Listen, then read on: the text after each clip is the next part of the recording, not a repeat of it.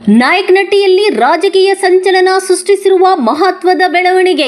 ಮೊಳಕಾಲ್ಮೂರು ಕ್ಷೇತ್ರದಲ್ಲಿ ಮಾಜಿ ಸಚಿವ ಬಿ ಶ್ರೀರಾಮುಲು ಆಪ್ತನೆಂದು ಗುರುತಿಸಿಕೊಂಡಿದ್ದ ಪಟ್ಟಣ ಪಂಚಾಯಿತಿ ಸದಸ್ಯ ಎನ್ ಮಹಂತಣ್ಣ ಇದೀಗ ಸದಸ್ಯತ್ವ ಕಳೆದುಕೊಂಡಿದ್ದಾರೆ.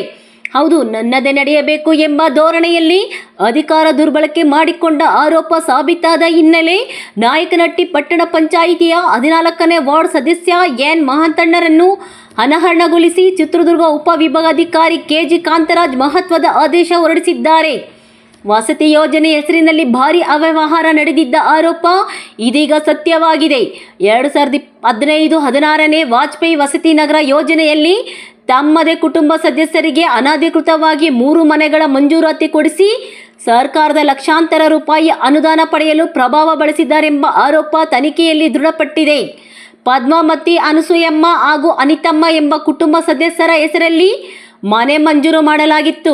ಆದರೆ ಅವರು BPL ಅರ್ಹರು ಅಲ್ಲ, APL ಕಾರ್ಡ್ ಹೊಂದಿದವರಾಗಿದ್ದು ಆದಾಯ ತೆರಿಗೆ ಪಾವತಿದಾರರಾಗಿದ್ದರು ಎಂಬ ಸಂಗತಿ ದಾಖಲೆಗಳಿಂದ ಬಹಿರಂಗವಾಗಿದೆ. ಇದನ್ನೇ ಆಧಾರವನ್ನಾಗಿ ಮಾಡಿಕೊಂಡು 9ನೇ ವಾರ್ಡ್ ಸದಸ್ಯ JR ರವಿಕುಮಾರ್ ನ್ಯಾಯಾಲಯ ಮೆಟ್ಟಿಲೇರಿದರು.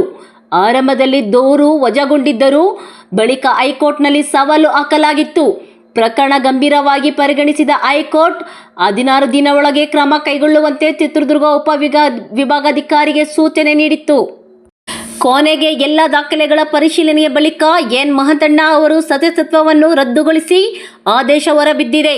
ಈ ತೀರ್ಪು ಇದೀಗ ನಾಯಕನಹಟ್ಟಿ ರಾಜಕೀಯದಲ್ಲಿ ಭಾರೀ ಚರ್ಚೆಗೆ ಕಾರಣವಾಗಿದ್ದು, ಅಧಿಕಾರ ದುರ್ಬಳಕೆಗೆ ಇದು ಕಠಿಣ ಸಂದೇಶ ಎಂಬ ಮಾತುಗಳು ಸಾರ್ವಜನಿಕ ವಲಯದಲ್ಲಿ ಕೇಳಿಬರುತ್ತಿವೆ.